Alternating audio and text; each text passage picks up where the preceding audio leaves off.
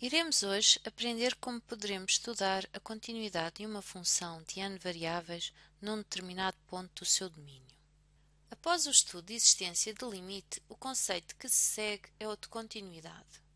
Formalmente dizemos que uma função é contínua no ponto A, com A um ponto do seu domínio, se e só se, qualquer que seja o delta maior do que zero, existe também um epsilon maior do que zero, tal que, para qualquer ponto que pertença à bola de centro em A e raio epsilon, a sua imagem pertence à bola de centro em f de A e raio delta. Desta forma, podemos dizer que, se A for um ponto isolado do domínio, f é contínua nesse ponto. Por outro lado, se A for um ponto de acumulação do domínio, f é contínua em A sempre que existir o limite de f de x quando x tende para A e esse limite for igual a f de A. Considere-se a seguinte função definida de R2 para R pela expressão seguinte. Vamos mostrar que f é contínua em 0, 0. Comecemos por encontrar o domínio de f. O domínio de f é constituído pelos pontos de R2 que não anulam o denominador da expressão y sobre x e ao qual se junta o ponto 0, 0. Será, portanto, o subconjunto de R2 dado por todos os pontos de R2 tal que x é diferente de 0 e vamos juntar o ponto 0, 0. Graficamente, este conjunto corresponde a todos os pontos de R2, excepto aqueles que estão no eixo x igual a 0 e ao qual incluímos o ponto 0, 0.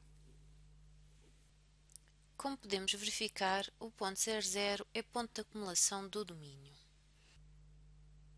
Assim, f será contínua em 0, 0,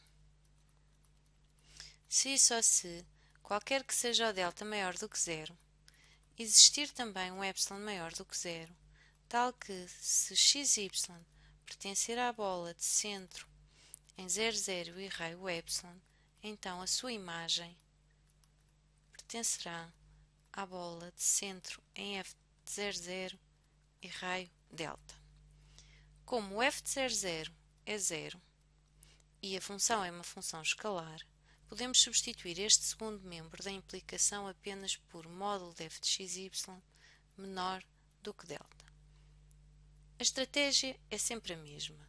Vamos procurar majorar módulo de f de xy por algo que dependa da norma de xy. Substituindo, temos então x² mais y².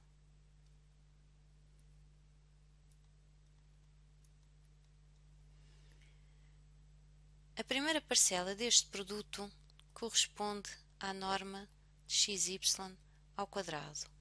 Por outro lado, o arco tangente de qualquer coisa é algo que varia entre menos π sobre 2 e π sobre 2. Assim, podemos majorar esta expressão por π sobre 2, norma de xy ao quadrado. Como estamos a assumir que a norma de xy é menor do que epsilon, podemos dizer que isto será menor do que π sobre 2 epsilon ao quadrado, o que nos irá permitir estabelecer a relação que procuramos entre o epsilon e o delta. Basta fazermos π sobre 2 vezes epsilon ao quadrado menor ou igual que delta.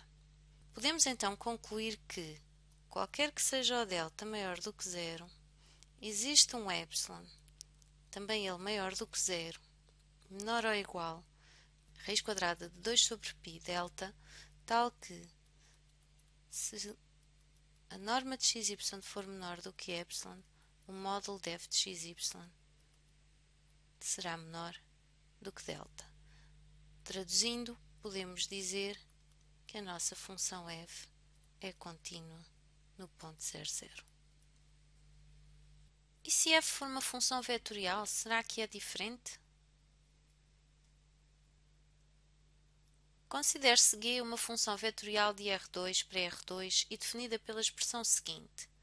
Queremos mostrar que se trata de uma função contínua em 0, 0. Comecemos por constatar que G é uma função definida em qualquer ponto de R2 e que, por isso, o seu domínio é R2. Será, contudo, uma função contínua em 0, 0? Ou seja, qualquer que seja o delta maior do que 0, será que também existe um epsilon maior do que 0, tal que, se xy estiver na bola de centro em 0, 0 e raio epsilon, a sua imagem estará na bola de centro em f de 0, 0 e raio delta? Comecemos por majorar a norma de f de xy.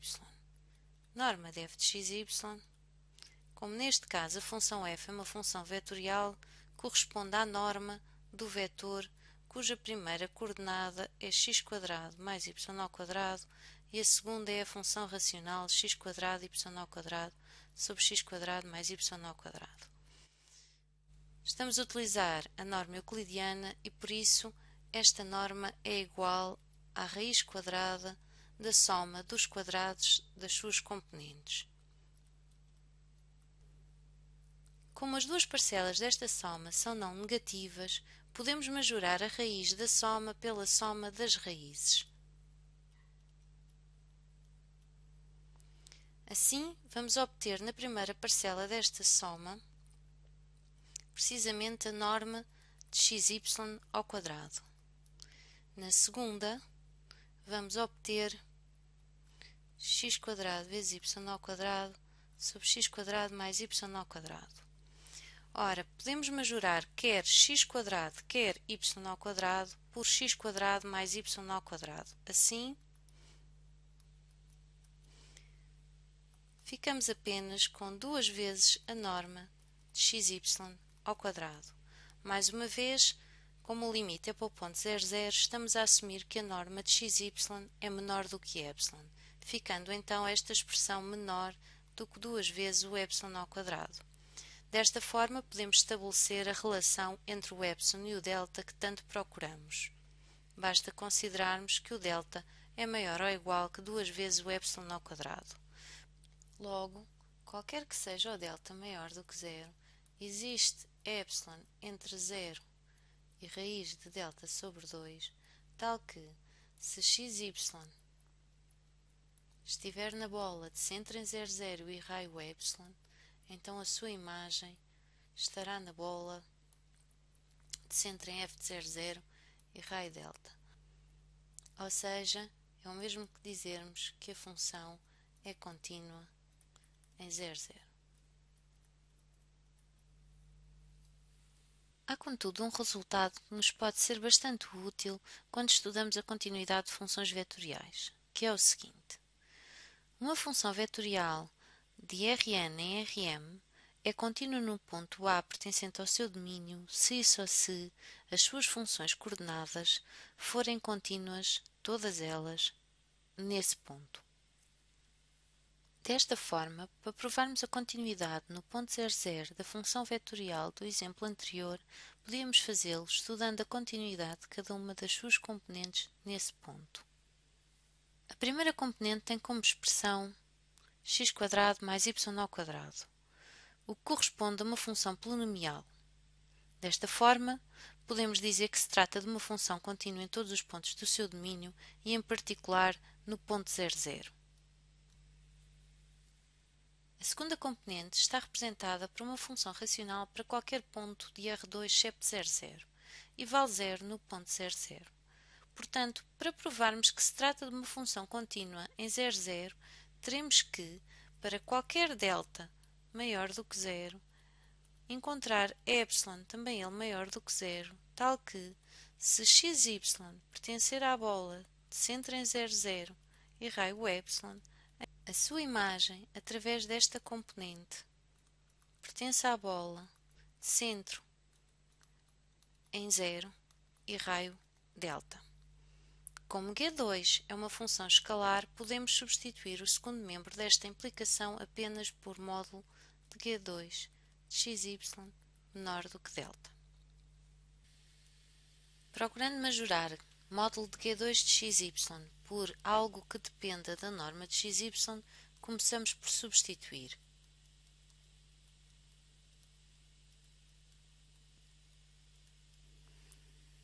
Quer x², quer y² podem ser majorados pela expressão x² mais y², obtendo assim apenas a norma de xy ao quadrado. Uma vez mais, estamos a considerar que o limite é para o ponto 0, 0 e por isso estamos a assumir que a norma de xy é menor do que ε. Desta forma, podemos garantir então que o módulo de Q2 de xy será menor do que ε².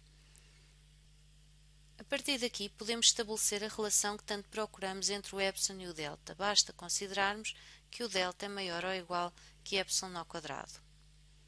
Provamos então que Q2 é uma função contínua no ponto 0, 0.